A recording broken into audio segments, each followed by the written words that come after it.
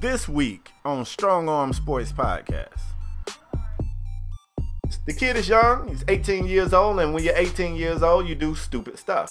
As a parent, this is where you have an opportunity to teach your kids about doing stupid things. You gotta let them take the punishment that come with them doing stupid things. We supposed to be the losers, but we winning though. They used to laugh at us, now we grinning though.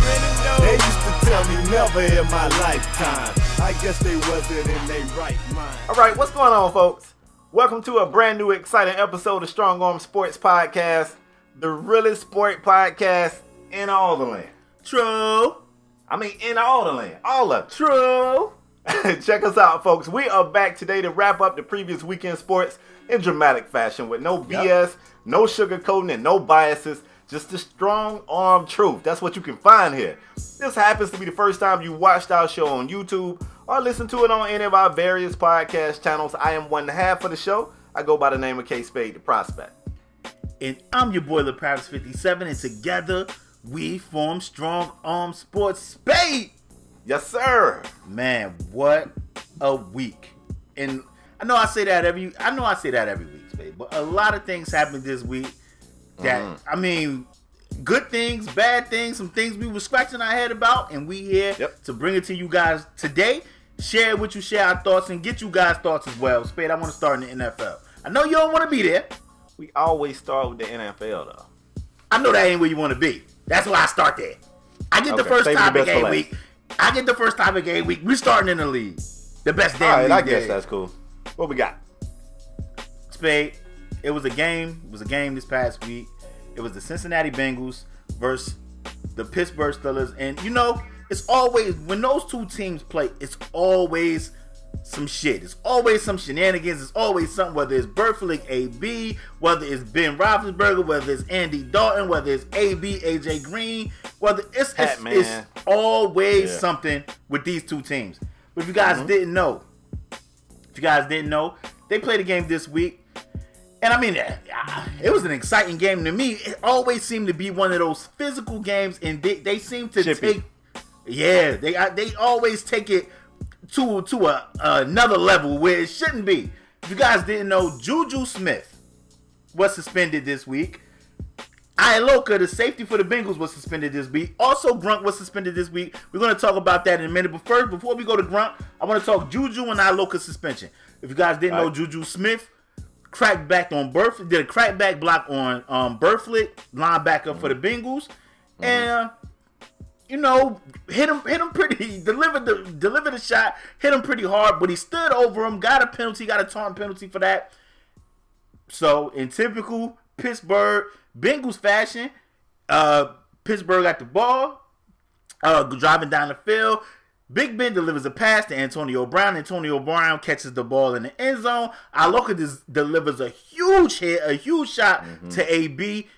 A lot of people, he did draw a flag, but a lot of people thought it was helmet to helmet. They thought it was a payback shot for what Juju did to Berflick. And these guys were suspended. Now, if you guys didn't know, Iloka did appeal. And his appeal worked out. He's no longer suspended. He did receive a hefty fine.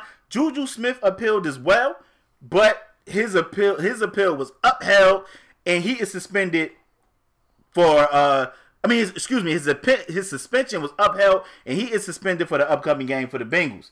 For the Steelers. Spade. Yep. I got a couple of questions. All right. How did you feel about the Juju hit on Berflick? When you first seen the Iloka play, did you think it was a payback shot, or did you think it was just Iloka trying to separate AB from the ball? And once you seen the replays of both, what's your thoughts? What was your thoughts? I definitely thought it was a payback shot, and I'm not even gonna say payback for the crackback. It's just like you said, man. It's history between these two teams. Like a lot of times, it's teams that play like they don't really like each other, and then after the game they chop it up. No. Cincinnati and Pittsburgh, these two teams do not like each other. You can look at what happened in the postseason of the year that I still keep defending Marvin Lewis on. The Paris been trying to get Marvin Lewis fired for years, saying this man don't have any playoff wins. They had that game won. They imploded. That game right there also involved Cincinnati and Pittsburgh. Spade. These two teams really don't like each other, bro. Spade, it go back before that when Hines Ward hit Keith Rivers and broke his jaw. Oh yeah. Hines Ward. This rule, king. This crackback block. This is the Hines Ward rule. Hines Ward loved doing this. Yeah, this is his rule. But go ahead, Spade. And you're right. The history's there. I felt like it was payback, not necessarily for the crackback, but I don't like these guys. They hitting hard. It's chippy. Maybe some of they hit. You know what I'm saying? It was definitely factored in. After I saw both hits in slow motion, I gotta admit, if you look at the Iloka hit, it didn't look as bad in slow motion, which is crazy because most hits look worse in slow motion. The Juju hit looked worse to me. It was helmet to helmet, and it seemed like everybody's so upset with the tunt. And the tunt, to me, was just icing on the cake. Like, to me, it was helmet to helmet. Like, the crackback, he definitely led with the crown of his helmet. And, I'm okay with it. I'll tell you what's weird, though. And I know I'm going to date myself with this one right here, my older guy. But, man, I promise you, LaParis, you go back maybe 10 years, bro. This game is celebrated. Mm-hmm. Like, you talk about how good, man, did you see that Steelers Cincinnati game? Mm-hmm. Man, that was a good ass game, man. Them boys was hitting. That's the game you talk about in the barbershop. But because we got so much more information on CTE and just the safety of the game, you know, that game got looked at, it got frowned upon, and them guys was balling, bro. I don't know. It's just the game has changed. I understand that, but yeah, man, I'm okay with it. I'm okay with Iloka not being suspended. I'm okay with Juju being suspended. I'm gonna transition to Gronk in a minute, Spade. But as far as the Juju and Iloka here, I felt like both of those plays were bang bang plays. I seen a lot of comments and people was even tweeting me saying, you know, this is just a dirty game. I don't feel like Juju. Like, people were saying that Juju was trying to get Burflick back for what he did to AB in the playoff game, and I don't think Juju was like, oh, there go Burflick, let me get him put. I think it was a bang bang play. He threw the ball to his running back, and he was trying to make a block. Let me tell you something, Spade. I played football for a long time, bro. And those type of when I tell you, you wanted those type of crackback hits, like you wanted to deliver those blows. Yeah. You wanted to deliver those blows, but the way the league is set up now, it's kind of like that Kevin Hart, the way my bank account is set up, the way the league is set up now, those things are not going to fly in the league, so I can understand the one-game suspension. I would have preferred, I actually think Juju got suspended because of the taunting. I think it was the taunting that made the NFL was like, okay, I think if he didn't taunt, I think it would have just been a hefty fine. As far as Iloka, when you watch that play in slow motion, I can see him turning his head and he led with his shoulder. I mean, people going to say, I think he was trying to get him back. It still was a little bit of contact, but you could tell he made every effort his ability to not make it be, from the looks of it. Yeah, I mean, I disagree with you on the Juju. Easily led with the crown of his helmet and really took AB out. But he made an effort to turn his head and deliver the blow with the shoulder. So I agree with him not being suspended. He did receive a hefty fine. But Gronk, on the other hand, Spade. Tell them what happened with Gronk, bro. Maybe they didn't see it. Gronk, if you guys didn't know, the Patriots played the Bills, and it was a guy named White. I think his name is Tre'Davious White, if I'm not mistaken. Yep. He was like one-on-one with Gronk all game, and he was, Gronk is a big physical tight end, basically a wide receiver, but a big guy. So this corner or safety or whatever he is was holding Gronk, pulling on him a little bit, and Brady forced the pass and threw an interception. And the guy was touched down by, I think, Brandon Cooks, was touched down, was laying on the ground. Gronk, for whatever reason, got up, hit him in the head with his little arm brace, and gave the guy a concussion. If I'm not mistaken, I think the dude right now to this day is still in concussion protocol, and he is at risk of not playing the next game. Spade, I gotta get your thoughts on Gronkowski. And Spade, you told me something that I didn't even know. You said Gronk appealed. Yeah. So look, after this game, Gronk apologized, and he said, I was frustrated. And, that's not the type of player I am. And, I apologize for that. And, and I guess that's what you want to hear. It doesn't make anything better. It doesn't unconcussed Tre'Davious White. But you want to hear,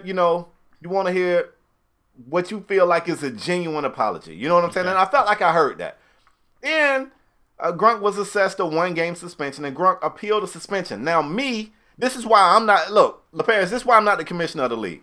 Okay. If you commit some type of foul on the field, you know it. Obviously, you know it because you issued an apology for it after the game, so you know you was wrong. And me as the commissioner, we assess you with whatever we feel like the punishment is, and you appeal it. You know what I would do? I would take his 1 game and give him 2. Because how the hell you going to go out there and do something you know is wrong and then appeal the suspension? So you saying, I know I was wrong, but I'm too good to be penalized?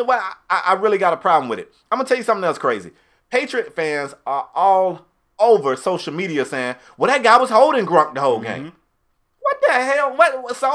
So what? So I'm telling you, man, that play right there, I don't want to say that Gronk is a dirty player. I feel like Gronk has been in this league long enough. We really haven't seen a history. You can't follow, a map of him doing dirty stuff. But that play for that moment, that was dirty. And in that moment, Gronk was dirty right there. Like I was just like, whoa. When I saw it, I was like, whoa. I couldn't believe that. Look, Gronk didn't get ejected from the game. Am I right? Nope. I couldn't believe it. Couldn't believe it. That thing was crazy to me. That's crazy. And that's exactly why it should have been a 2-game suspension, Spade. Yep. It should have been a 2-game suspension from the rip. Not a 1 game. I think Gronk is actually getting off light. If Juju and Iloka are 1-game suspensions, and those are bang plays between the whistles, now whether you want to call it dirty or not, or necessary or not, that's something different. In Gronk's situation, the play is over. He was touched down. The dude was on the ground, laying down, been touched down. Gronk maliciously, in my opinion, led with the arm, hit him in the head, and gave that kid a concussion, which can lead to 100. I mean, we've seen NBA players be out weeks with concussions. We've seen Steve Young retire for getting concussions. Like, and it seemed like that first one welcomes more. And it just. Gronk tried to punish the kid because he was holding him. That's the ref job. That's the ref job to determine that. That's not that kid's fault if they didn't call holding or pass interference on White. But for you to go that route, I think he's actually getting off easy. I think Patriot fans, I seen the same messages you seen. Well, he was holding him all game. I don't care. You know what? I'm gonna tell you what, Spade. It pissed Patriot fans and Gronkowski off. If Bills players be like, you know what, you want to do that to our teammate? Watch what we do to you next time we play. We automatically only hitting you low in your knee. Then it's going to be another issue. Like, oh, look how they hitting Gronk. I would tell my team to only hit Gronkowski low. You can't tell your team that, bro. I would tell them that, bro. Because that's what I would tell them. That's what I would tell him. Because this kid, I mean, like I said, if I'm not mistaken, he's still in concussion protocol right now. So who knows? That brain, we see they trying to protect people from these type of hits and stuff. At least those plays was bang plays. You can understand what was happening. They threw it to Bell at the backfield. What's the name was trying to make a block. Should he have taunted him? No. But crackback blocks have been in the game for the longest. Iloka, he was trying to separate AB from the ball. Please explain to me what the hell Gronk was doing. You can't. Nobody can. I don't know that I agree with you on the Juju hit though, because my thing is like I'm trying to think, and I know I haven't seen every play. I can't think of him ever. I don't remember any other crackback blocks from Spade. Him he did ever. That same drive, Spade. If you go check the tape, that same drive, he did the same thing again, but he did it to either a safety or a cornerback. He did the same thing. He did the same exact thing. He just didn't taunt. It wasn't a penalty or nothing. He did a crackback block that same exact drive. Did the same thing. Okay. He did the same thing. All right. Spade, I remember those was the hits in high school and college that I wanted. I was trying to crack back dudes all the time. I wanted to play, like we had this thing in my high school. If you was a starter and you played special teams and you got one of those type of hits, you got a stick on your helmet, bro. I remember one time Anybody that know basketball, they know this kid named Troy Murphy came out of Notre Dame. I played against Troy Murphy in football in high school, and we was on offense, and we threw a pass, and Troy Murphy was chasing the dude, and I tried to kill Troy Murphy. It didn't work out. It did. Like, we kind of just hit and just stood up. Like, we both just stood up. But I was trying to kill that dude, yo. I was trying to kill Troy Murphy. I'm going to have to edit this whole segment out. I mean, those was the hits, bro. We had got little Rough Riders on our helmet. Like, my high school was the Rough Riders. We got little horses on our helmet for those type of hits. So, I know the league has changed and it's a bang-bang play. I can understand what Juju and Iloka was doing. I don't know what the hell Grunt was doing. Grunt is getting off. You know what he was doing. The nerve to trying to appeal that suspension. The nerve. Yeah, you know exactly what Grunt was doing. It's called being dirty.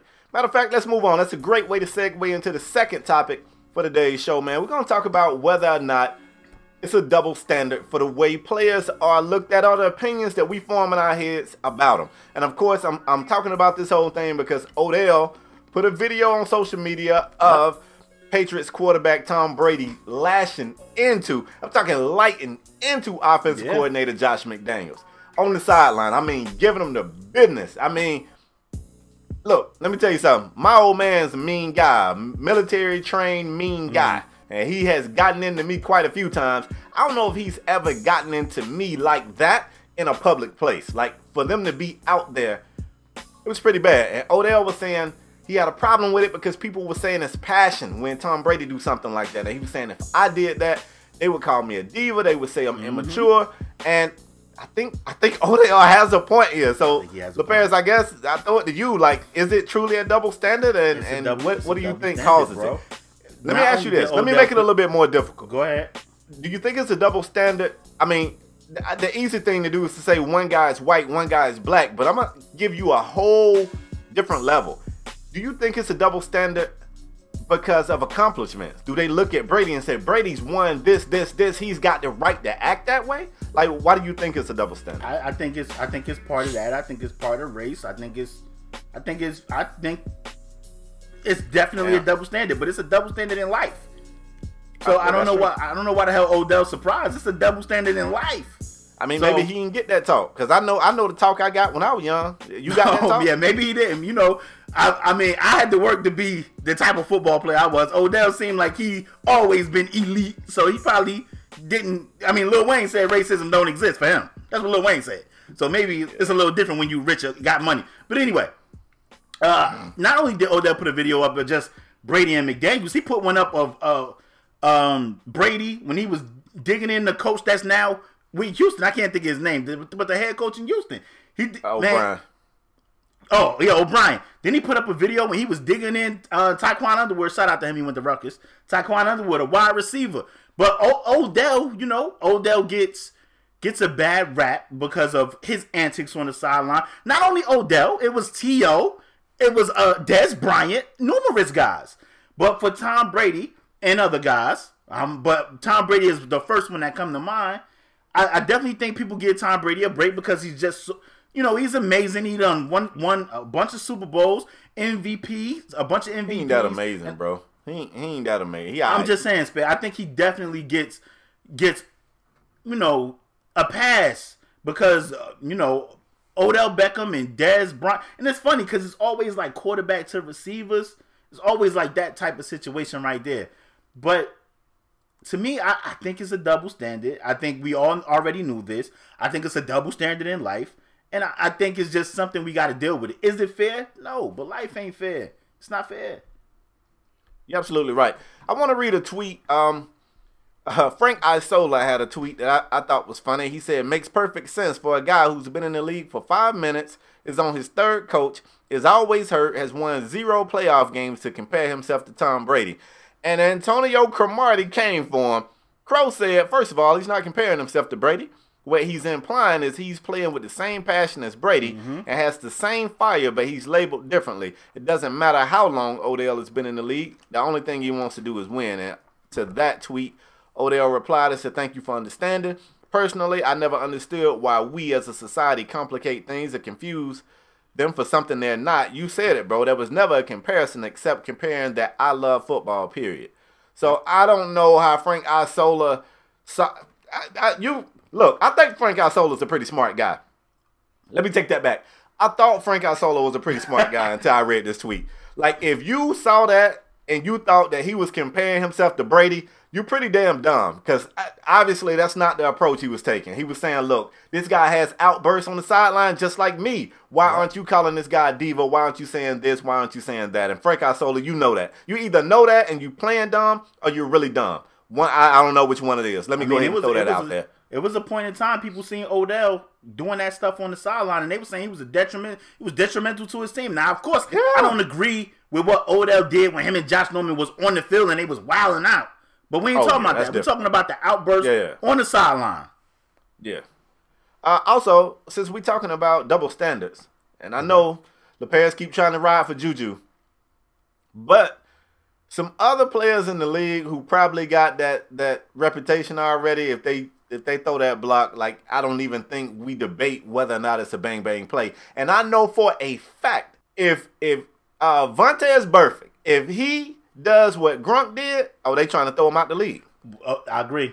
They trying to kick him out the league. If he does that, they trying to kick him out the league. I guarantee you. And I guarantee you. I'm going to tell you who else had a problem with that, Spade. Mike Mitchell. Mike Mitchell had some choice words this week. He flamed the whole league, everybody, and said, things like, they trying to, this is football. This is a man sport. This is a gladiator sport. And if they want us to play flag football, just put flags on us. I don't have to wear all this heavy crap, because it is pretty heavy when you got all that crap on. But he said,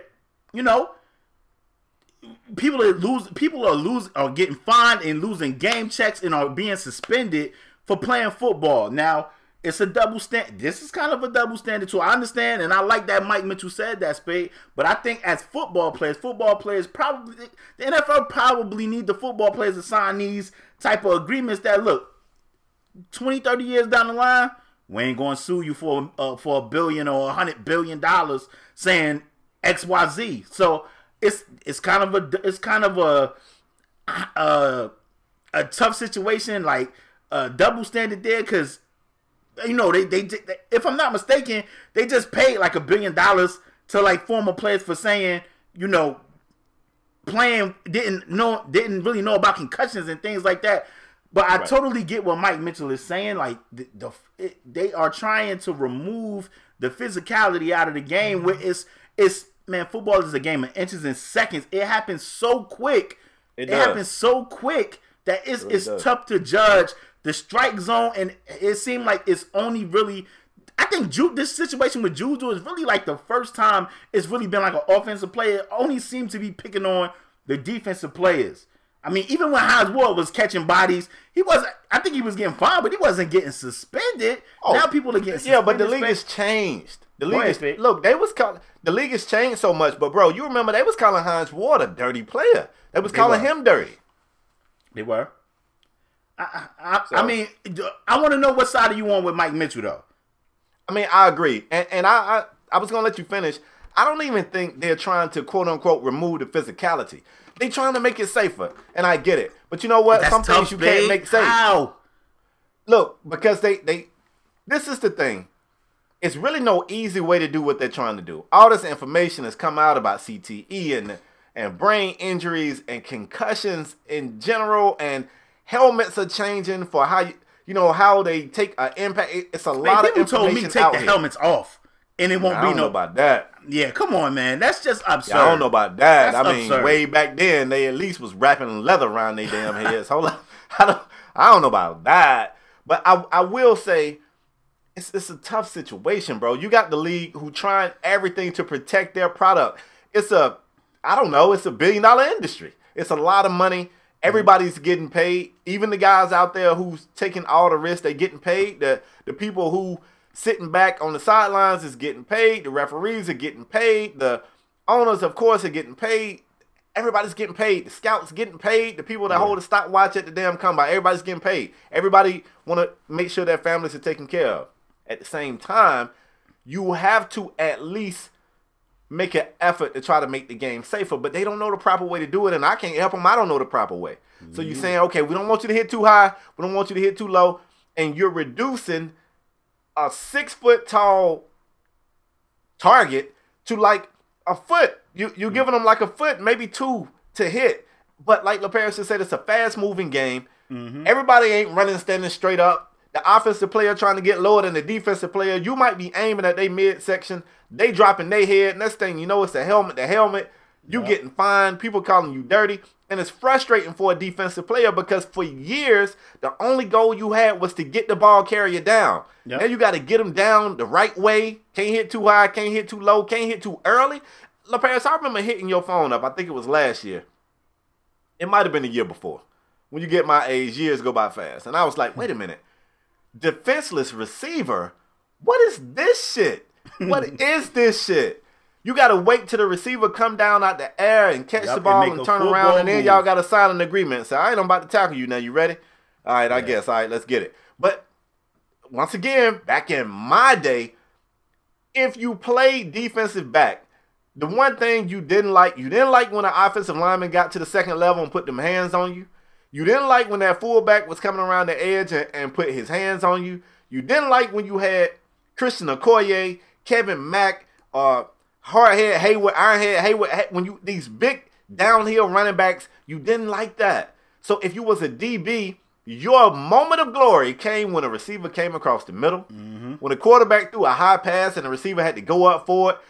You can see the enjoyment in their face. That was the moment they lived for. They finally get to crack somebody. You finally get a chance to get some paint on your helmet from somebody else. And now it's different. Like, I called the parents. I said, what is defenseless receiver? I don't understand that. What is that? Like, I want to hit him when he's defenseless. I mean, I don't get it. So the game has changed, and it's tough. And it's really tough for these defenders. And this is another reason why, and I know I'm going off, another reason why I still to this day tell people that Dan Marino is the greatest quarterback I ever seen. Oh, my gosh. Every quarterback is throwing for a gazillion yards now. That's because true. The defenders can't really do nothing. You can't touch the receivers. You can't touch them after this yards. You can't jam them too long. You can't hit them too high. You can't hit them too low. Can't hit them as soon as they catch it. Can't hit them when they defenseless. Got to wait till they land. Like, damn. If you ain't throwing the football successfully now, you trash. You trash. That's really the truth. And that's the truth. I like Dan Marino as well, Spade. But, you know, people say, oh, this guy passed Joe Montana and this guy passed Dan Marino. And I don't want to hear it. They actually did that. Those guys did that in an era when it was really more smash mouth. They ran the ball a lot. Yes. Like, you look at some of Joe Montana games. He passed the ball 24 times. 20 times. I was going to say it was less plays in a game back then, too. Less plays. Now, man, the pace of this game is insane. It's a different game. I agree. Different game. It's definitely. If I was playing football right now, I would not want to be a defender. I wouldn't want to play defense. And me either. Spade, let's transition from there to Let's go. We spoke about the physicality of the game, man. And I'm on record as saying if I had a son, and I wouldn't force my son. I wouldn't want my son to play football. I damn sure wouldn't force him. But I mean, if he wanted to play and that was where his passion was, I would allow him to play. But I damn sure wouldn't try and live vicariously through my kid and make him play football. And it's a sad situation happened also in that Pittsburgh Steelers Cincinnati Bengal game. Ryan Shazier is out for the season. Like, he looked like a textbook tackle type of hit. He went down, he grabbed his back. I mean, it didn't look like anything serious, but whenever they bring out that stretcher and they cart a guy off, it was reported that he didn't have any movement in his lower body, which is just terrible. I want to say we are all praying for Ryan Shazier. Forget football. I just hope the guy is able to walk again. He ain't never got to step on a football field again, in my opinion. And I'll be good with that if he can walk again. Spade, when you seen the Ryan Shazier play, how did you feel about it? Well, you said when they brought the stretcher out, but I actually knew a little earlier. After the hit, when he was holding his back, I wasn't sure then, but at one point he was kind of on his side, and he kind of turned over on his back, and when he turned over on his back, his left foot his feet looked limp to me. Like, they looked like he didn't have movement of them, and I was like, oh, wait a minute. And then once he was put on the stretcher, when he was going off, it wasn't no thumb up, everything straight. He had his hands over his face, and I was like, man, that looked bad. Like, that looked really bad. Yeah. And, we haven't heard a update on his status that really tells us the current prognosis. We don't know. I mean, we know he's got some injury to his spinal cord, and I know he had a surgery, I think, to kind of stabilize his spinal cord or the vertebrae. But, you know, it's some people coming out saying they expect this guy to be gone for 4 to 6 months, and then he can start getting back in football shape. Me, and maybe I'm just a coward, but if this happened to me, bro, whatever time it take for me to get back on my two, I know where I'm not going, and that's back out there. But that's just me. That's just me. Yeah, you ain't get me back out there. Just like with David Pollock and his neck injury. That's right. Once David Pollock dodged that bullet, he said, "Put me in the booth. I'm out." And I mean, see, people don't need people. You can be around football and don't have to be a football player. Ryan Shazier probably know a ton of crap about linebacking. I'm pretty sure he does. He can be a linebacker coach. He can be a coach. He can go to college, finish his degree, be a grad assistant, be a college coach, potentially be a head coach. I just want Ryan Shazier to be able to walk again. When I seen it, I'm still like in shock. Like, it just looked like a textbook hit in, for man, it's tough. It's tough to watch. And then after that type of situation, these guys got to go out there and play another game. Got to go out there and play. I seen a tweet, Spade, during that game. The Shazier play happened. The Shazier injury happened. Excuse me. Then Juju did that play. Then Iloka hit AB, and I seen a tweet. I forgot who it was from, but they said, "Oh, it was from the guy that runs the Peter King." Peter King tweeted and said, "Man, if you had a son and y'all was sitting there watching this football game, and you see how the physical play and the injuries and the things that's happening in this game right here, how in the hell can you let your kid play football watching that game?" And it's a question. It's a tough question for parents, especially mothers. That a lot of these guys, let's be honest, a lot of these young players, they come up in single parent homes, single mothers, and I mean it's a tough decision for a parent, especially after watching a game like that. You see Shazier go down, and I pray to God that this man isn't paralyzed, but no movement in his lower body, and it scares the hell out of everybody. Like, I know damn well I wouldn't want my son to play football, but if I can go back, I probably wouldn't even play. Buy your son a bat. Buy him a Louisville Slugger. I mean, we ain't going to talk about him on this show because baseball is trash. He ain't going to care because he's going to be rich. Word. Let's move forward, bro. Let's talk some NBA. Okay. Unfortunately, we don't have a lot of NBA news. Good. It's LaParis. The league been trash. And whoever just got the whole... I mean, it's just NFL stuff everywhere. But I did get a chance to not only sneak some NBA stuff in today's show. Anytime I can talk NBA and Lavar Ball at the same time, it's a good day here on Strong Arm Sports. Lavar Ball is in the news again. I shouldn't even say... No, for everybody. It's good for you, too.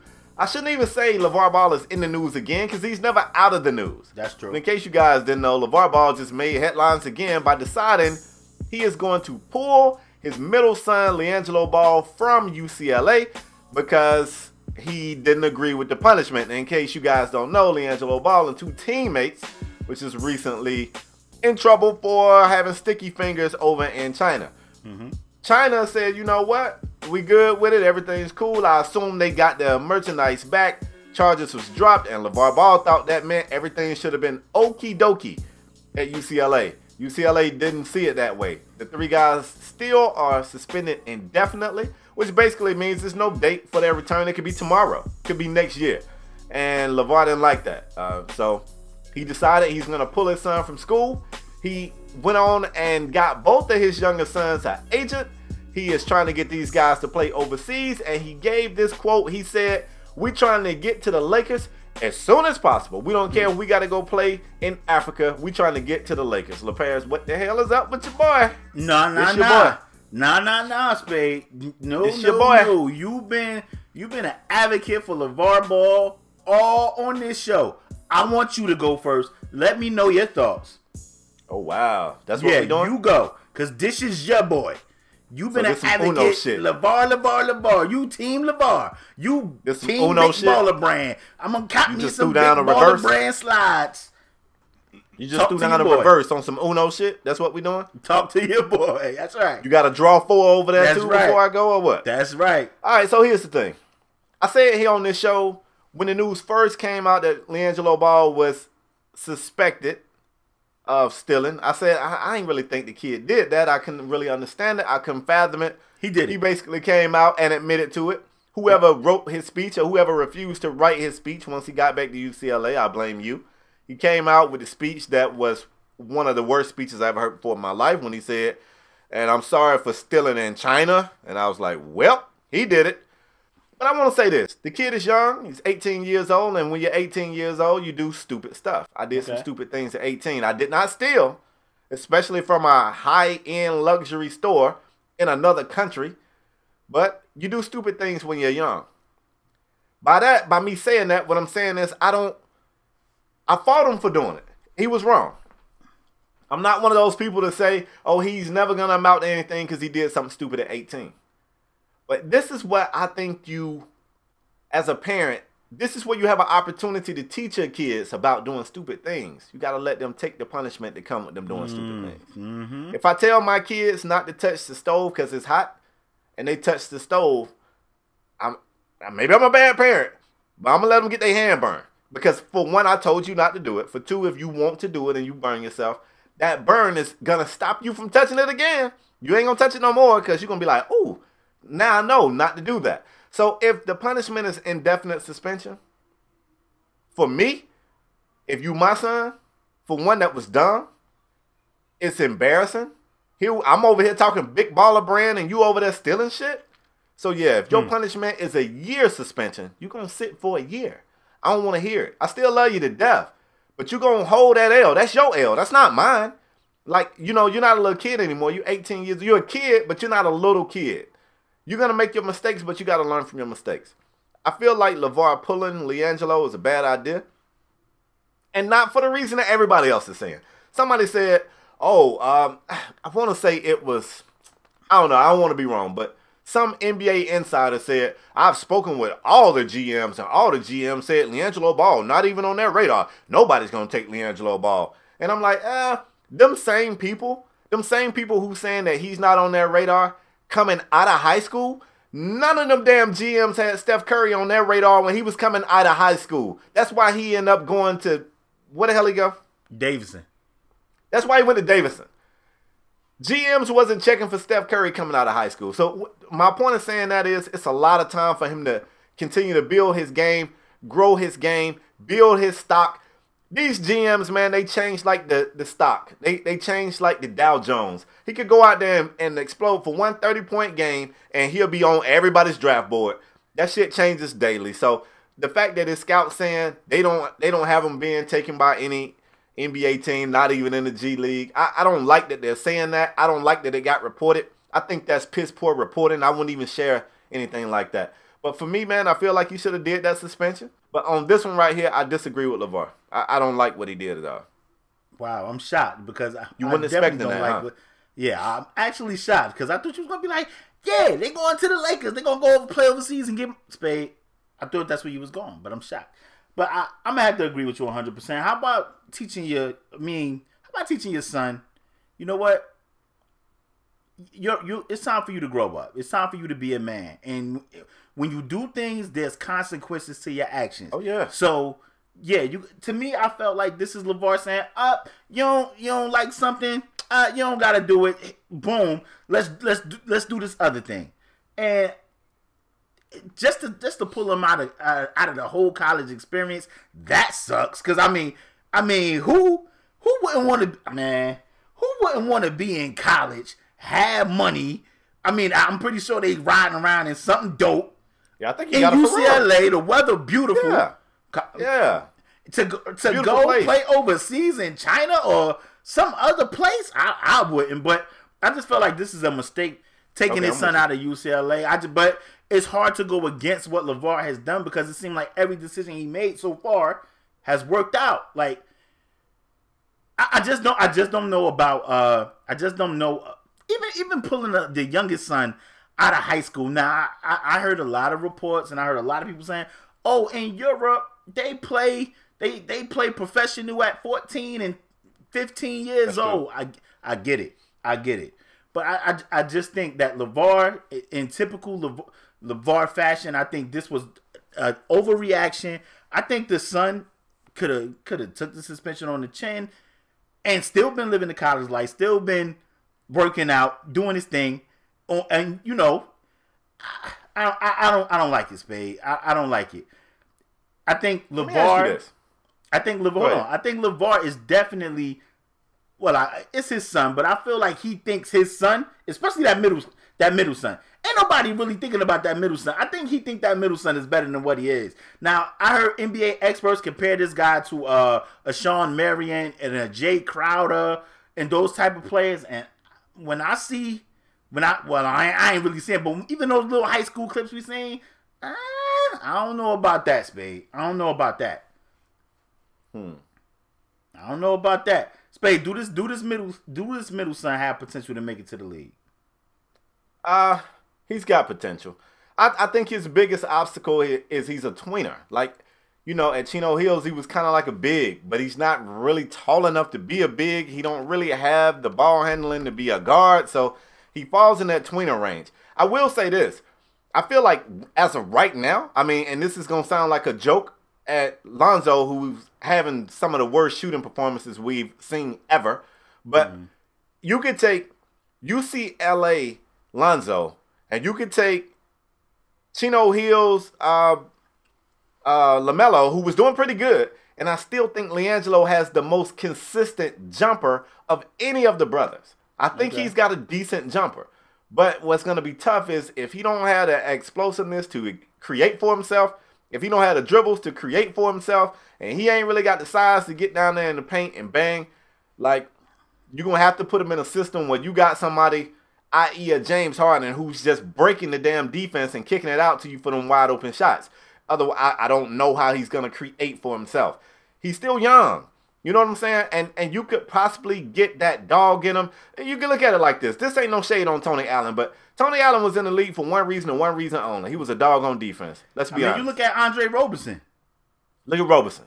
So, I mean, I don't want people to be like, oh, well, he can't dribble that good and he ain't got a chance. He's got a chance. I mean, there's some things he's got to do, and it's possible.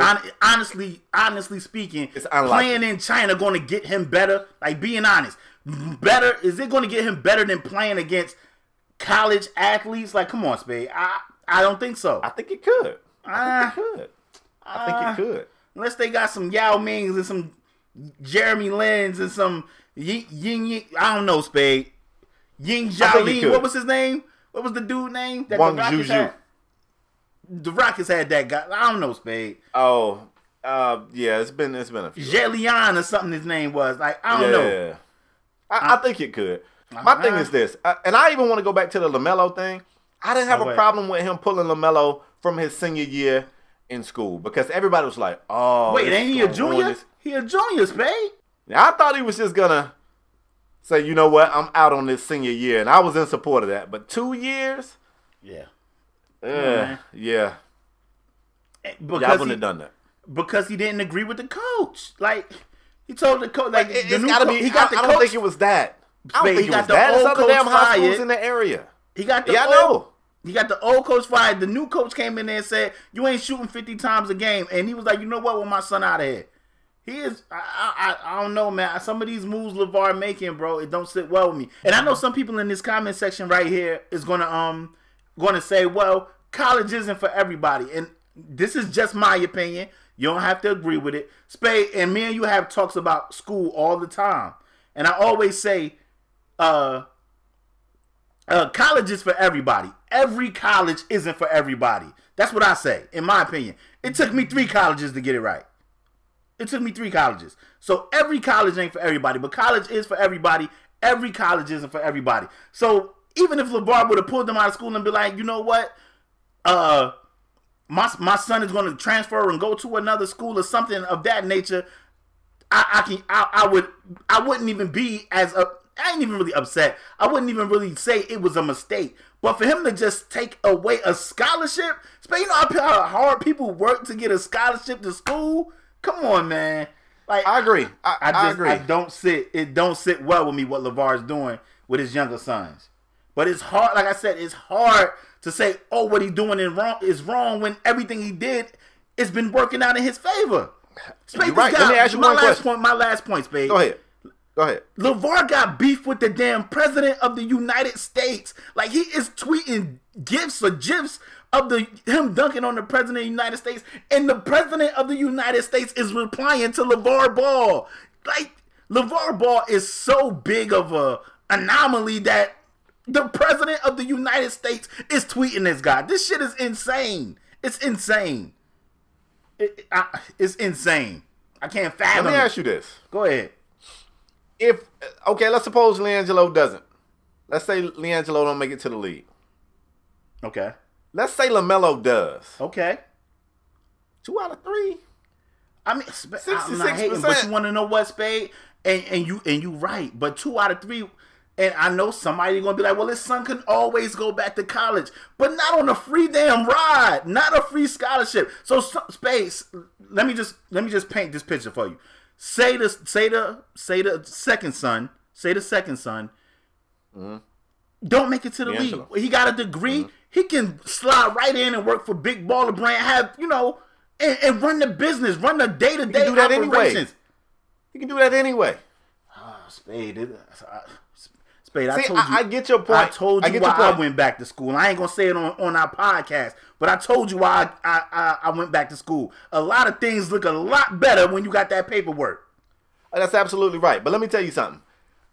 And I get everybody saying it. I saw somebody say, you know what? Even if the kid is good enough to make it to the league, what if he play a year or two and he has a career-ending injury? He ain't got nothing to fall back on. And I know everybody's saying that, and that's all true. And I get it, and I understand why people cape for college like they do. I really do. Mm-hmm. I want all my kids to go to college. But we all know people with college degrees that be struggling to get jobs. Like, it ain't like him going to UCLA and finishing there is going to guarantee him success and a happy life. You know what I'm saying? This man can still end up on one of those park benches over there in California, you are 100% handing you correct. business cards and trying to sing to you when you just want to take a picture of the Hollywood Walk of Stars. I saw him over there. So, I mean, he seems to be pretty smart from a business standpoint. I'm not saying everything he does is right. They got the reality TV show. They got merch and apparel that's selling at this point, especially when he's in the news every single day. And he's got a son in the league. If the other two can't get right, I guarantee you it's going to be more reality TV offers. Reality TV is the trashiest stuff on TV. I really don't watch it. I don't support it, but it ain't going nowhere because it's a bunch of nosy folks that want to watch other people's lives so bad that they don't realize it ain't even real.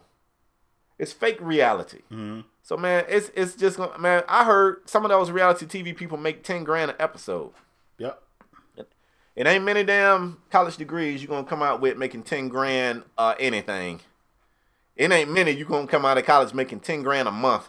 Like I said, it's hard to go against LaVar. Everything he's been doing so far seemed to be working, even with the shoes. Like, the shoes been delivered. He even said he sent the president red, white, like 3 pair, red, white, and blue. Yeah. Like, everything. Yeah. When you got the president of the United States, the president of the free damn world tweeting you and talking about you, and you making gifs of the president, it's hard to go against LaVar. I personally don't like these moves. These moves, personally. But I can't breathe, bro. We didn't even say it again. I can't breathe. I was just gonna ask you if you had any allergy meds over there. You can hand it to me. No. All right, cool. I got no allergy medicine. You straight? I'll make it, I guess. I guess. I mean, if not, just finish the show strong by yourself. You got it. I believe in you, bro. Get right. It's another part. Go ahead, tell them what else we got for LaVar. Yeah, I was going to say. We didn't even get to mention that the Lakers done came through and put a gag order on reporters interviewing members of the players' family after the game. It's basically called the hashtag LaVar rule because the Lakers are just fed up with what LaVar has been saying. LaVar has come out and said that if the Lakers played Lonzo in the fourth quarter, the Lakers wouldn't beat his trash. And he said that Lonzo was upset and a whole bunch of other things. And the Lakers done pretty much put a gag order in their whole arena that you can't even talk to the members of the family because of Lavar Ball. Spade, take up for your boy again. You know what's crazy? Go ahead, Spade. The Lakers said this. You know, from now on, you can't talk to the members of the family of our players. You can't. You know what they doing?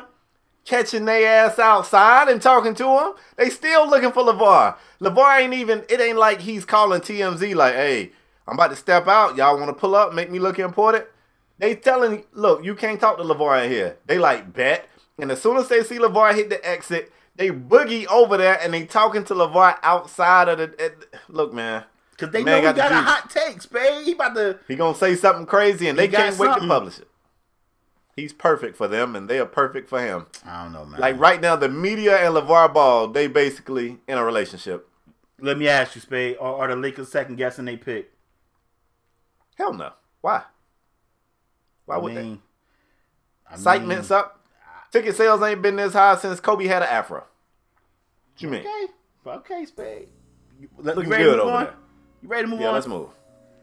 Spade, I gotta talk to you about a trade that happened in the NBA, and I know you're like, wait, what? A trade in the NBA? Oh, I know. Oh, you know?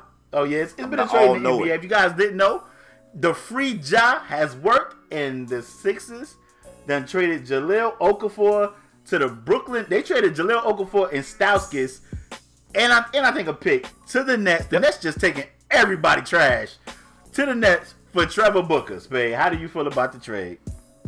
I kind of like it, and I'm gonna tell you why. I like it. Go ahead. I like it because Ja just want to play. Now here's the thing. I got a friend who's a 76ers fan, and this man does not like Jahlil Okafor. He says Jahlil Okafor is the worst defender in the league. I don't agree with that, but that's what he says. Everybody knows Ja is kind of a back to the basket big, and them guys, they dinosaurs, man. Like, it's a different NBA. That back to the basket stuff ain't really what people want to see. I think if they can sell him on being a pick and roll big, him and D-Lo could really get some things going.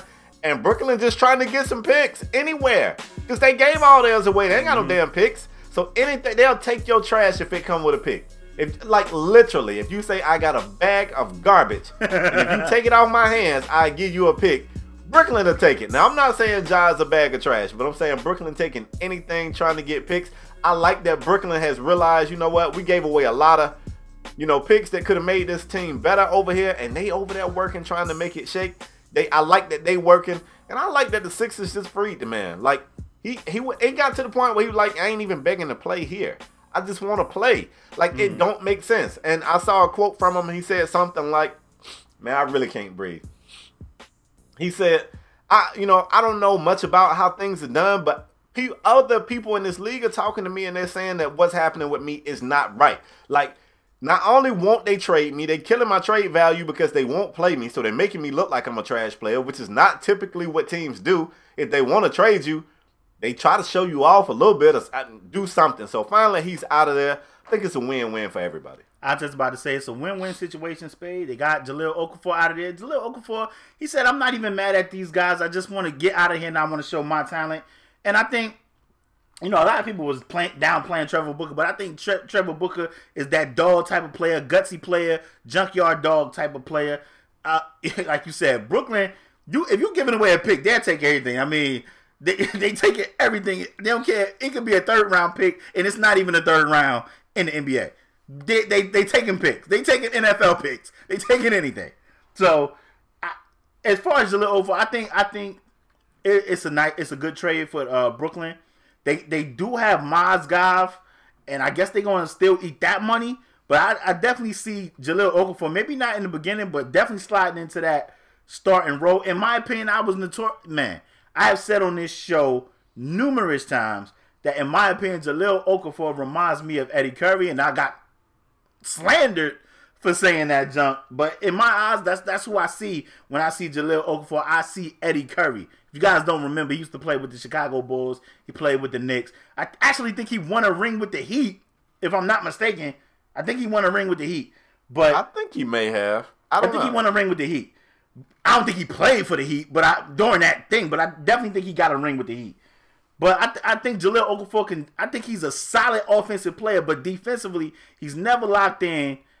And I mean, the Nets need a lot of work. I think if I think the Nets are willing to see, maybe they strike gold with Jahlil Okafor and see what happens. I think Trevor Booker definitely brings some more grit and guts to the 76ers front court.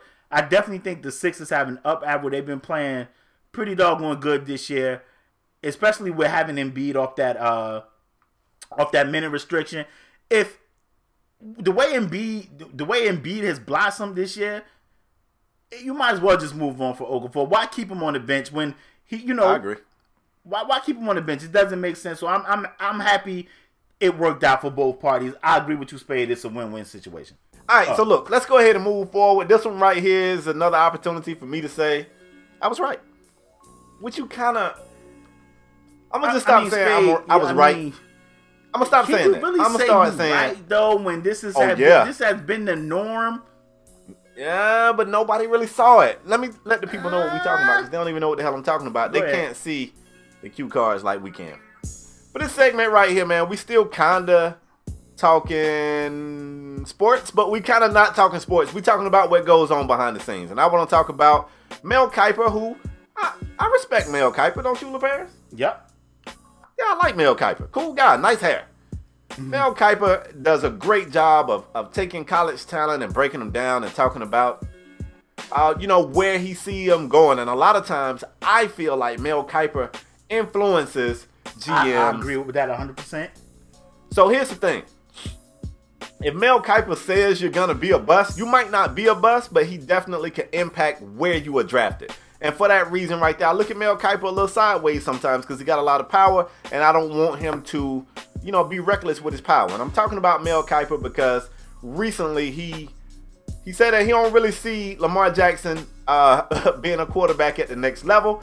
He said that he's got a lot of talent and he's an athlete, but he's a run-first quarterback, and at only 6'3", which is funny to me because I swear when you're talking about the athletic quarterback, the size requirements, they keep growing. I remember if you was under 6 feet at that line, that would get you killed. When Mike Vick came out of Virginia Tech at 6 foot even, they was like, he's only 6 foot, so what can we do? I don't know. Well, this man is 6'3", and they like, at only 6'3", I mean, so he's saying, can he play wide receiver? He's an athlete, but he's a run-first quarterback, and at only 6'3", I don't really know how he's gonna hold up. He said that for sure, there's no chance on him going in the first round, like for sure, at any position. And I called this last year, bro. Yeah, Lamar Jackson was chopping the nation up. He's chopping the nation up this year as well. On a terrible team. On a terrible team. I cannot breathe. He is chopping the nation up, and it just bothers me that nobody's even saying, you know what, maybe he's not going to be a starting quarterback in this league. Or, maybe some teams should take a chance on him and see if he's dynamic enough that he could do something for your team. Look at Russell Wilson, who's only 6 foot tall, who is an athletic quarterback who gets the job done because he runs around to extend the play. I don't know why people think Lamar Jackson can't be coached in that way, but they are already speculating there's a chance this guy won't be taken as a quarterback and pretty much guaranteeing you he won't be taken in the first round. LaParis, so are you okay with that? And at this point, the second part of this question, are you ready? Are you accustomed to me being right all the time? Go ahead. Well, I'm not answering that second part, but as the first... Why? The first part, Spade... That's insubordination. I want to say, Spade, it's crazy because when Russell Wilson first came out, bro, it was reports that Russell, they was trying to move Russell Wilson to safety. People probably don't remember that. And Russell Wilson said, terrible. I am a QB. My question to you back, you don't got to answer now. Give me a minute. Let me finish. But I want to know, should Lamar Jackson say I'm a QB and I'm not playing any other position? Because we've seen other guys, Randall L. worked out for him, had a very long career. We've seen other guys like Cordell Stewart play both, wide receiver, running back, quarterback. I mean, people probably remember seeing Cordell Stewart at quarterback, but that happened later. He played wide receiver with the Steelers in the beginning, and they used to run like a lot of little trick plays with Cordell Stewart. But Spade, I want to say I'm not shocked at all. They do this all the time. You know, and I know somebody in the comment section gonna be like, they don't only do it to black quarterbacks. Julian Edelman was a quarterback, and they're gonna name some Eric other Crouch. guy. Eric Crouch left the league because he refused to play anything other than quarterback. He was a quarterback, went to safety, played safety. So I know they're gonna say a bunch of guys, but I just think that Lamar Jackson, I think he could be special. I got a problem with his accuracy. He's not as his accuracy isn't that good. It's okay. It can be better. His accuracy can be better. But I mean, that's what you got coaches for. Coach him up. Coach him up. That's true. Coach him up. Like if you see all this immense talent and you automatically think, you know what? Let's move him to wide receiver. This dude been in the Heisman race, won the Heisman, been in the Heisman contention this year. I mean, I don't know what else a guy got to do. He won the Heisman. He was on a very bad team this year. He probably would have put up way better numbers if that defense wasn't so shitty. That defense is so damn bad. They're terrible. I mean, Wake Forest chopped him up for almost 600, 700 yards of offense. Like that quarterback damn near completed 80% of his passes. The Wake Forest quarterback completed almost 80% of his passes. Like everything was working. Everything. It's just that team is so bad. So I think a lot of that stuff hinders him too, man, because he can't make a mistake. It was times where they was in a game and Lamar Jackson accounted for like 6 of the touchdowns. He got all the touchdowns. I want to say I'm used to this. I don't think it's right, but we see this all the time. My question to you, Spade, like I said, should Lamar Jackson come out and say, "I'm a quarterback. I want to play quarterback," and if they don't like it, he may not get drafted. Should he do that, or should he transition to be open to the move? I mean, we seen guys. Look at Terrell Pryor, another guy. Yeah. What do you? Well, I can't answer that question for Lamar Jackson. I said this. I hate to. This is one of the times I wish I wasn't right. But, I mean, the same thing, and I hate to make this comparison, but I saw the same thing with Denard Robinson back when he was a quarterback at Michigan. I knew Denard didn't have it.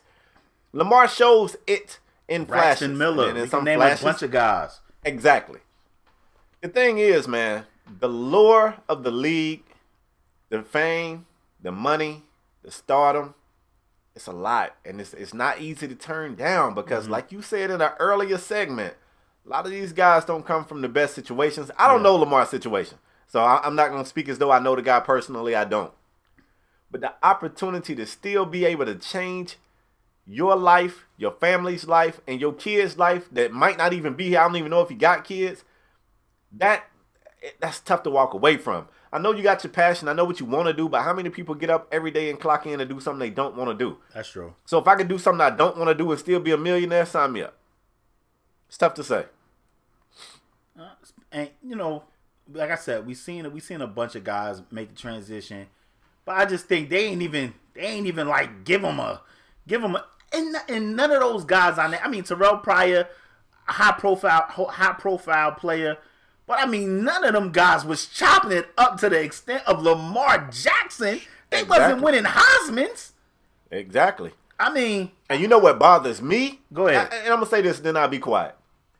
If you said this kind of stuff about Lamar Jackson and turned around and said similar things about Baker Mayfield, I would think you was playing on an even keel. Todd McShay said he got Baker Mayfield going in the first round. Regardless of the fact that he's shorter than Lamar Jackson, he's more of a dual threat. I mean, look, Baker got a cannon. He'll throw that thing, but he'll run like hell too. And he's reckless off the field. And not only that, he's reckless off the field. Not only that, Spade, let me make another point, because I watch college football and people kill me about how I feel about Wisconsin running backs and Alabama running backs. They kill me. Let's talk about Oklahoma QBs. Aside from Sam Bradford, who's been on and off the field throughout his career. I don't know if you can say Bradford. That's what I'm saying. But they had Heupel. They had a guy named White. I can't remember the guy named White. But Spade, they had quarterbacks that was putting up huge numbers. And I don't want to be that guy, but Oklahoma QBs, they don't really transition well, kind of like USC. And I know somebody want to say Carson Palmer, but USC QBs and Oklahoma QBs don't really transition well to the NFL.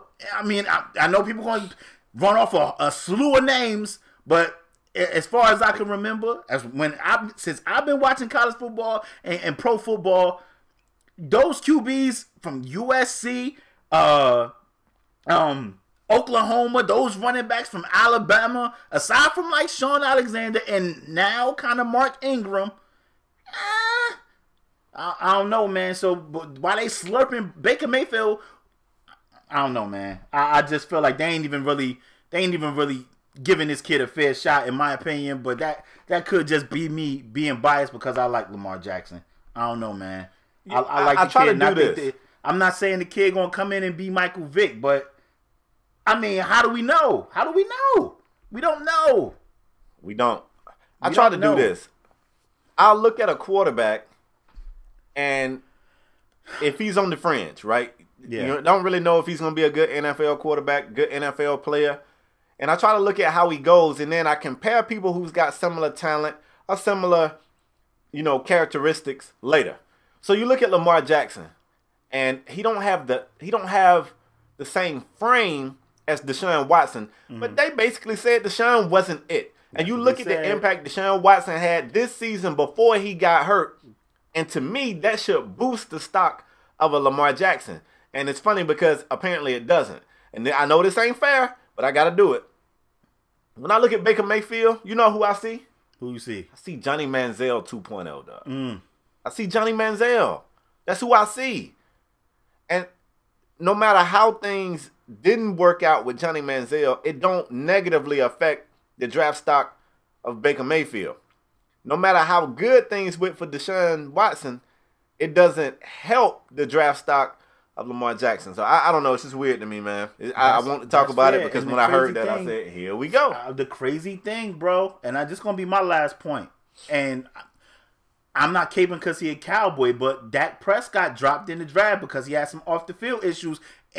True. He didn't have none of the crap. Baker Mayfield ran from the cops. He ran from them. Drunk. Come on, man. Well, if you want to call it running. Well, yeah, if you want to call it that. But he ran from the cops, and they still got that kid going in the first round, which is just absurd, man. They killed. I don't know, man. It, to me, is in my opinion, is not fair. I would at least like to see Lamar Jackson at least get the opportunity. At least, you know what? If you want to be like, what, we'll take you as a quarterback. We'll give you the preseason. But if we don't see any progression at QB in the preseason, then we got to talk about a move, Lamar. How you feel about that? Not just be like, college ain't even over yet, and they like, you know what? This guy's gonna be a wide receiver. Come on, man. It's just like, can you run a route? All right, so let's do this just for fun. Give me your prediction. Do you have him being drafted and what round? I got him being drafted. I got him being drafted as an athlete, and I want to say 4th or 5th round. Somebody will take him. It's funny because I got somebody giving him a shot at QB, but I got 4th round. Yeah. And we'll try to remember this. If we forget, those of you that watch our show and listen to our show, please remind us. Like, once it's draft day, we kind of, we'll forget. Somebody drop it in the comment section, tweet us or whatever, and say, don't forget what you guys predicted on Lamar Jackson's draft stock. And what else we got, bro? Bro, it's insane, too. Dude won the Heisman, was in the contention for a second Heisman, and can't even play quarterback. You could make the argument that he should win it. Tim Tebow got drafted in the first round, Spade. Hey. He can't even throw. I'm just saying. Somebody explain that. Tim Tebow got drafted in the first round. Please.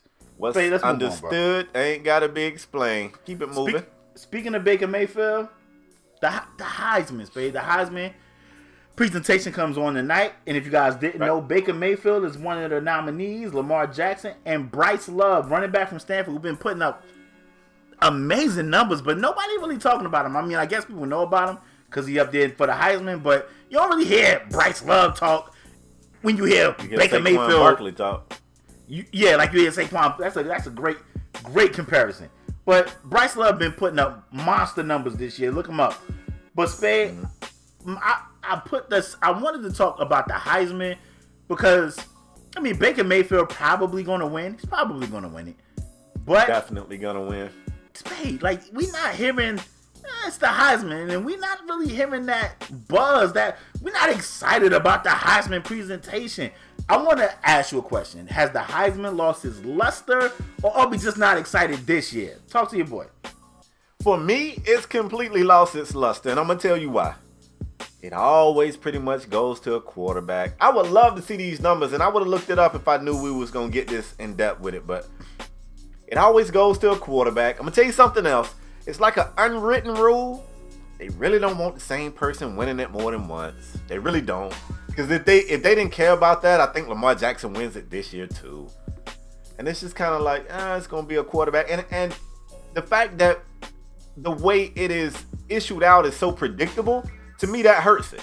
Mm-hmm. I'm not finna sit here and watch this long show when I know at the end it's going to end up with Baker Mayfield having it. And that's no shade to Baker Mayfield. Mm-hmm. I think Baker's deserving. I think you could also make the argument that Lamar Jackson is deserving. But because I know what's going to happen, I'm not finna sit here, I'm not going to watch. I know what's going to happen. I feel like we all know what's going to happen. Yeah. It's not the same, man. I mean, but like winning the Heisman, it meant something. And I don't know if it still means that. Like, You won the Heisman, it was a big deal. It was a big deal. And I don't know if it's just this season. I can't answer that question because I don't know if it's just this season for me, but last year I was more excited last year. This year I'm like I guess it's probably because of the reasons you stated. We know Baker Mayfield is going to win it because Lamar Jackson didn't have his team. The wins. Like the wins. He had a win. win. Team. Yep. And Bryce Love went bananas. But like I said, you ain't been hearing anything about no Bryce Love. Like, especially compared to another back like Saquon. They talk Saquon every week. Whether they win or lose, they talk Saquon when you have a bad game. Spade, this kid, Bryce Love had 237 rushes, almost 2,000 yards, and now since they count bowl games, Stanford would definitely be in the bowl. He's going to rush for 2,000 yards, Spade, and he got 17 touchdowns. Beast numbers. Insane. The kid played amazing. And, you look at Lamar Jackson. 60% completion, 25 TDs passing, almost 3,500 yards throwing, 6 INTs, and he got 17 rushes. Spade. This is just insane. That's 208 crazy. Rushes, almost 1,500 yards rushing, and 17 TDs. And Baker Mayfield, let me go to Baker Mayfield. Hold on, y'all. I'm going to go to Baker Mayfield. And Baker Mayfield has 41 TDs and 5 picks. And he has 85 rushes, 300 yards, and 5 TDs. Now, the 41 TDs to 5 picks. And he completing 71% of his passes, which is just amazing, insane. The kid had a great year. To me, the Heisman is not what it used to be, in my opinion. I could be wrong. I'm interested to know how the supporters of our show feel. Spade, has the Heisman lost its luster? Because back in the day, man, you won the Heisman. It meant something, and maybe it still do, but it don't give me that same feeling it used to back in the day, in my opinion. And maybe it's because of some of the people that's won it, man. You look at Ryan Dane when he won it. Thought he was going to the league and do big things. I think it's the fact that the people winning it don't really translate into success at the next level. And maybe that's the reason why it's lost some of its hype. Who knows? Yeah, maybe. All right, so let's wrap the show up, bro. Let's get it. It's time for the part of the show that we call the Strong Arm Performer of the Week. This thing is a diamond-encrusted, embezzled 14-karat gold. Got some Cuban links wrapped around it. Got a Miami Hurricane turnover chain hung around his neck if it had a neck. I don't even know if we should still call it the Heisman of podcast. Should we? Because we just said the Heisman trash. I don't know. What you think this is? This the Grammy. It's like an Emmy and a Grammy mixed together. And we get us award away to a male or female who raised his or her level of play to ensure that their team got the victory. Even though sometimes my co-host over there try to give it to people who lost the game. I stay on the job, though. I stays on the job, and I make sure he don't cheat. The Paris, this week you are on the hot seat. Who is your Strong Arm Performer of the Week, and why? I'm going to give it to a guy, Spade, that has never made Strong Arm Performer of the Week. And me and you both have been extremely tough on this guy, almost to the point where we was calling this kid a bust. Almost. But my I strong don't talk arm like that performer about this week goes to Brandon Ingram. He had 21 points, 7 rebounds, 6 assists in a block, and a clutch 3 assisted by Lonzo Ball in a 107-104 win over the 76ers. And for that, Brandon Ingram, who has been playing phenomenal this year. I can't throw no shade to Brandon Ingram. This kid has been a player this year. But for that reason right there, Brandon Ingram, you are my strong arm performer of the week. That kid been balling, Spade. That's well deserved. You know what? I'm going to give myself credit on your pick. Because I said this year, if Brandon Ingram don't show me something this year, he's done to me. Oh, so it was your pep talk that did it. Damn right. And he watched the show. And I looked square in the camera. I said, Brandon, if you don't get it together this year, you're done to me. And, you know, sometimes you got to challenge people to be great. That's a really good one, though. I don't have any issues with who you gave yours to. I think I did a little bit better, though. Okay. I mean, you know. I didn't know this was a competition, but go ahead. I mean, it's not, but I mean, I'm a competitor, so, you know, when I win, I like to let people hear it, and I win a lot. I'm giving my award to a guy who, I'm going to go ahead and give him 2 awards. Not only am I going to give him Strong Arm Performer of the Week, I'm going to one-up the NBA, and I'm going to give this guy NBA Most Improved Player of the Year. Already? And we ain't even made it. Already? Yes. We like 25 games in. Bro, trust me. Trust me. Who's always right on this show? You or me? Me. Oh, Lord. See, I couldn't even trust you to answer that because you might have been wrong again right there. Me. I want to give this award to Victor Oladipo, who's been on a tear this year. And he is doing things with the Indiana Pacers. He got the Pacers winning games and nobody thought they could win. And this past week, not only did they win a big game in the East against the bully in the East, they snapped the Cleveland Cavaliers win streak on the back of Victor Oladipo, who played 36 minutes, scored 33 points, and also chipped in with, let me get it right, 8 boards. I had to count them up. I don't know why it's written like that. 8 boards and 5 dimes. Let me tell you something. Victor Oladipo had to listen to, and LaParis, I'm talking to you too. All right? Don't lie on me. Victor Oladipo had to listen to all of you heartless bastards all last year say Russell Westbrook had no help. That's what y'all said about all those other professional NBA players. The scenery, Spade, it helps. You finna get fussed at. He had to listen to that shit for 82 games and however many games they was in the postseason. I don't remember. But can you imagine going to sleep every night knowing that you Victor Oladipo, the 2017-2018 NBA Most Improved Player. He knew it. He knew it last year. And he had to listen to people like you say, Russ ain't got no help. Nobody else on that team can't play. They can't create for themselves. They can't shoot. They trash. They shouldn't even be in the league. That's not what I said. You can get 4 guys out the neighborhood that play better than those guys. Say that. They're terrible. They suck. They cheat. That's not what I said. Victor had to listen to that shit for 82 games, and don't nobody deserve that, Victor. Check the tape, don't nobody deserve that. And that's why he's playing so good this year. And Vic, I believed in you the whole time. I said right here on this show, he ain't got no help. Ain't that Victor Oladipo? Ain't that Victor beside him? You said Victor Oladipo numerous times on this show don't have a jumper. Well, he got one this year, so you was wrong. You sure I said that? I'm positive you said that numerous times. Was my allergies messing up? Because sometimes when my allergies mess up, when he was with Orlando. Go ahead, Spade. Maybe my allergies was messing up when I said that. Vic, I don't know if I said that, Vic, but I don't think I did because I believed in you. Check the tape, y'all. I said that's Victor Oladipo. Vic, for that performance against King James and the bully in the Eastern Conference, the Cleveland Cavaliers, you are my well-deserved Strong Arm Performer of the Week and NBA Most Improved Player of the Year. Bro, it's well-deserved. Victor Oladipo has been a monster. That's right. Monster this year. That's right. But we need to find a way to get him down to Miami. Y'all got Dion Waiters. What are you talking about? Yeah, Dion kind of in a rut right now, bro. It ain't going too good for Dion. Yeah. Where he from? Is he from New Jersey? Hell no, he from Philly. Oh, that's close to New Jersey. Yeah, Waffle House Waiters greater than Dion Waiters.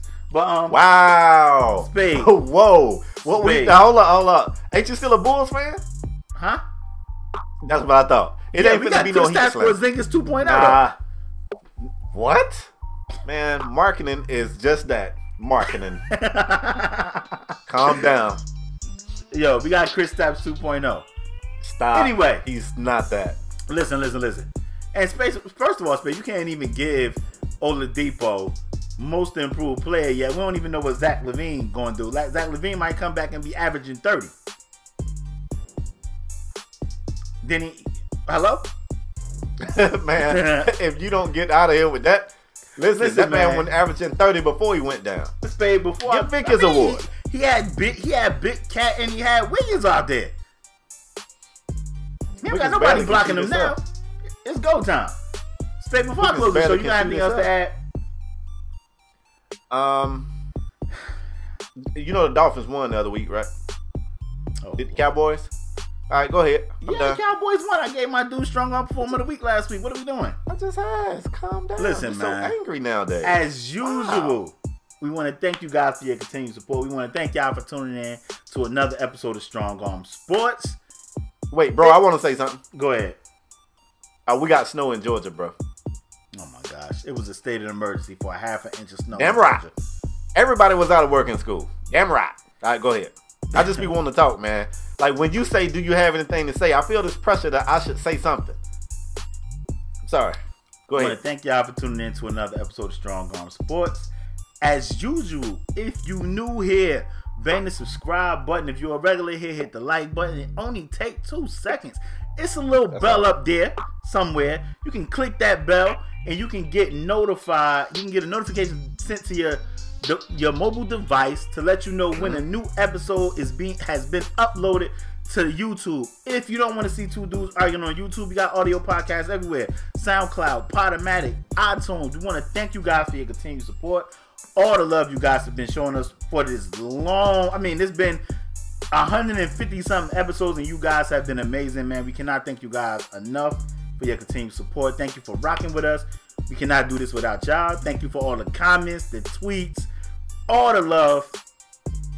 We can't do this without y'all, man. We want to thank y'all. We mean it when we say we appreciate y'all. We'll see you guys next episode. We out. Peace. Peace.